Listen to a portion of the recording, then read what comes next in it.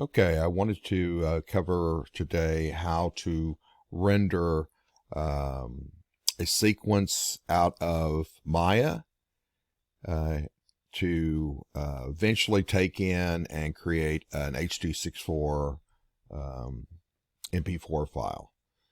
So the first thing we want to do is when you're in Maya, is go over here and change your settings over here to rendering. Now up here you have a render tab and you can go into your render settings. Main thing we want to do here is make sure we're using Arnold renderer. Okay.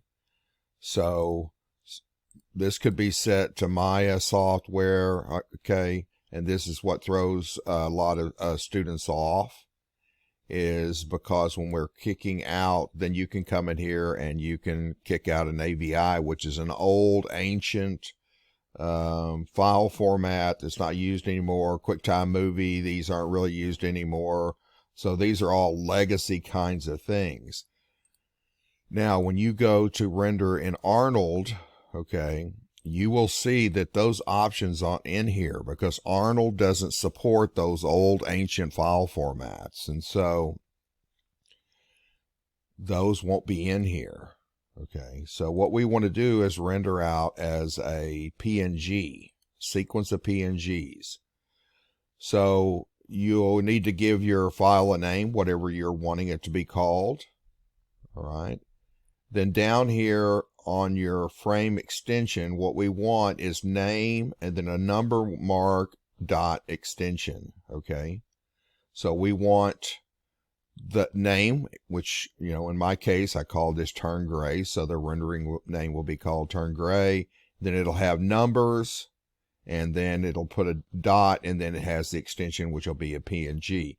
You can alter your frame padding in here. What this means is how many number sequence. So right now, the first frame in my animation in this case will be called turn underscore gray. And then it would be, the first frame will be 0000 dot PNG. So 4 zeros. Now you can change that, like to 3 if you want 3. Usually, I know the default in Max is 3. So first frame is 000. So if you're rendering over 1,000 frames, this becomes a problem. So 4 will allow you to render over 1,000 frames. It's not normal for most situations that you have to render over 1,000 frames, but you could. Okay. Now you come down here and then you need to type in the range that you want to render. 1 to 100, or let's say you're doing a turnaround and it's 80 frames, then you could say 1 to 80. Okay. So this determines the actual how many frames from the timeline that you're going to render. All right, then you need to come in here and make sure you pick your camera that you're using, that you're going to render from. Okay, in our case, I've created a camera. Okay, and my camera you'll see over here is called Turn Cam. Okay. I don't need mask put on. Okay. This could cause, what this does is creates transparency. Since I have a sky dome in here, it won't affect my render, but if you don't have a background in here, like a piece of geometry, and you do alpha mask, then it's going to make the background transparent. So we don't really need that. Okay. Doesn't matter about this because we're not rendering out of this camera. Okay, right here is your image size, okay? We're being dictated for you guys to render HD 720, okay? That's 1280 by 720. That's called a 16:9 file format, and that is the file format that is standard on a computer, okay? A computer screen, a computer monitor is 16 parts wide, 9 parts tall, okay? That's what Vimeo and YouTube will allow you to do. If you want to render a higher quality, you can, or a larger size, you can go HD 1080. That's 1920 by 1080. That's a great size for if you're going to be putting things up on YouTube for people to see. Now, for my class, you can do the 720 by 1280 because we can still see good quality from there, and it will render faster. But if you were actually going to be, putting up your animations and you wanted to put them up on YouTube, you would want to do what's called 1080p is what this is called. But for what we're doing right now, you can leave it at this.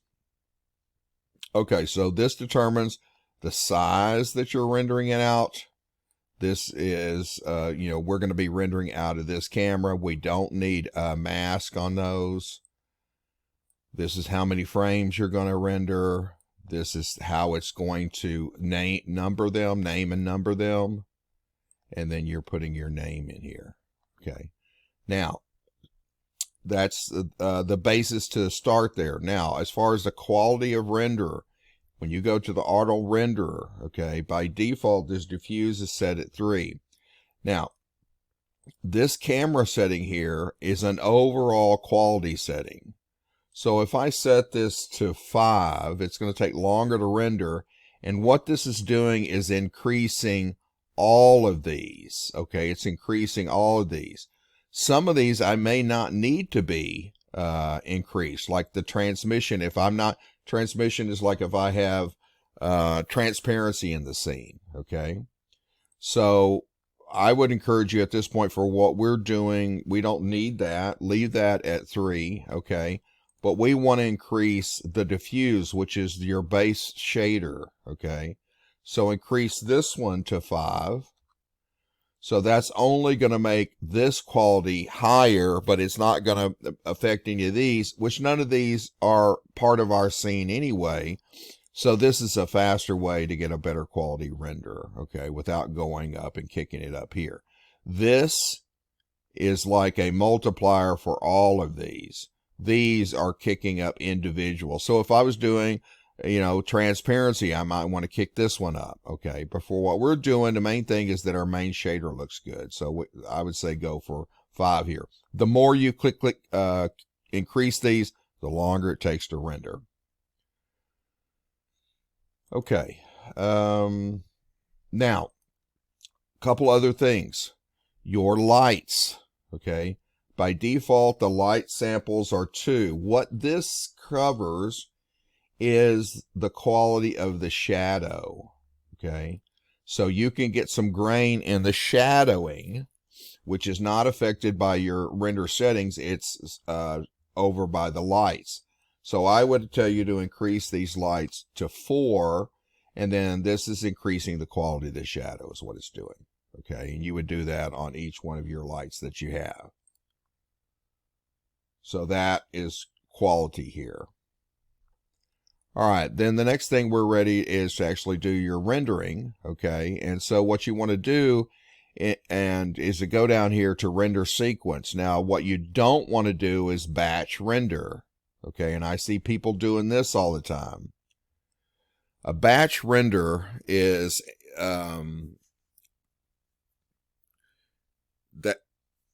okay, so to explain this a little bit,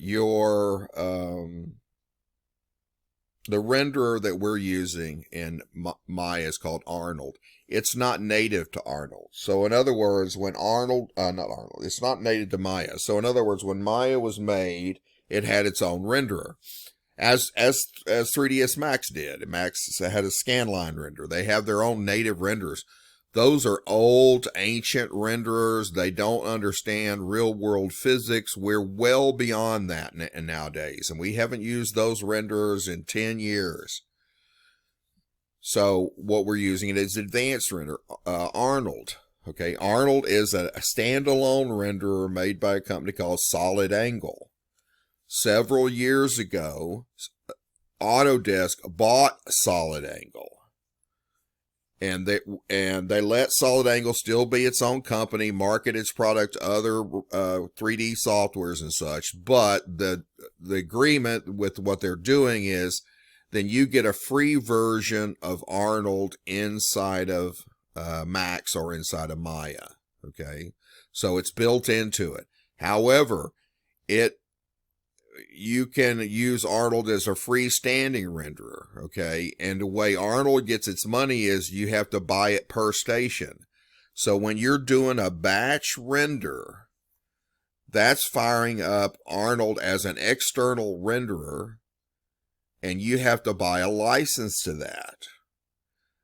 If you don't have a license, then what it does is it watermarks your renderings, and then they have the word Arnold all over it. Okay, so we don't want to do a batch render. There's no reason to do a batch render, but I see people doing that because they give me renderings that have Arnold stamped on. What you want to do is go to here, render sequence. You don't have to. Batch render will render a sequence, but it's if you don't have a license for Arnold, it'll watermark it. If we go to render sequence here, this allows us to render an animation and not be watermarked. So here's where you pick your camera, which we already did. Here's where you're outputting your files. So this is where you click and say, I'm going to put my files wherever I want them. And then you can click render sequence and close, or render sequence. Either one of these doesn't make any difference. If you do render sequence, then it's going to keep the renderer up there. If you do render sequence and close, it's going to render it, and then it'll close this window. That's the only difference in these, okay? And then you're off and running to render your sequence of images. Now, at that point, what you have is a sequence of PNGs. Now, in order to put those up on YouTube or Vimeo, you have to convert that to an MP4, okay? Both Vimeo and YouTube use what's called H264. That is a specific type of compression for an MP4. There's lots of different kinds of compression, but that's the one that they use. So if you render your stuff as an H264, when you upload it to YouTube or Vimeo, then it doesn't have to recompress it, okay?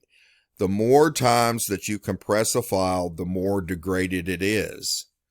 So if you render something out as an AVI and then upload it, then it has to recompress that, okay? So we don't want to do that. Now, so what you're going to want to do is load your sequence of images up and load them up in an editing software like Premiere Pro or an animation software like After Effects.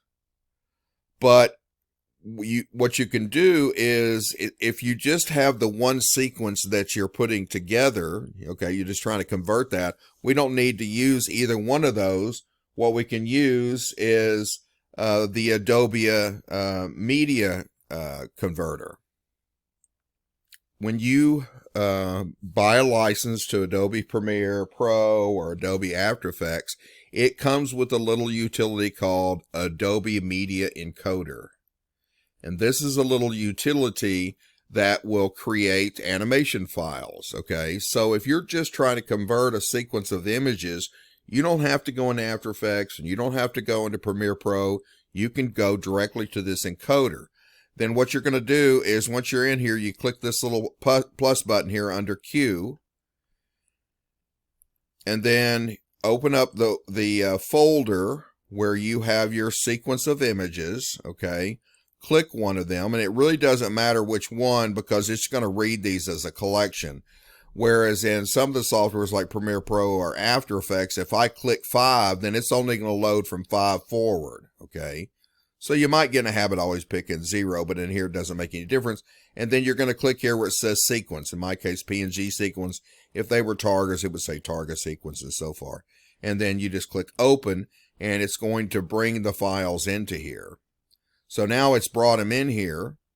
So what you want to do is right here, this is your format, and then you'll want to go down and pick format. There's all kinds of formats in here. We want the one that says H264.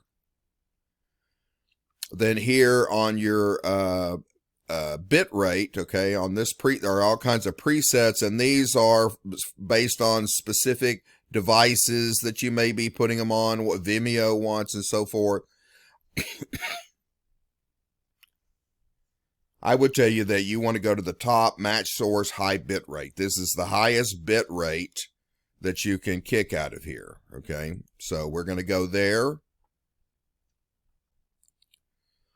Then what you're going to go over here, output file. This is where you're going to click and tell it where you want to put the file. Okay, you can rename it here if you want.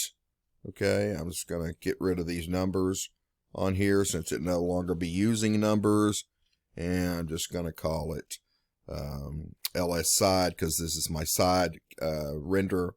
And I'm going to say save. And then this is ready to go. And then what you're going to do is right up here, there's a little green button. It's a start button. And when you click that, I'm going to click it, it'll start running. And then your animation will pop up here, and then it will show you the compression being made. Okay, I'm going to go ahead and stop this.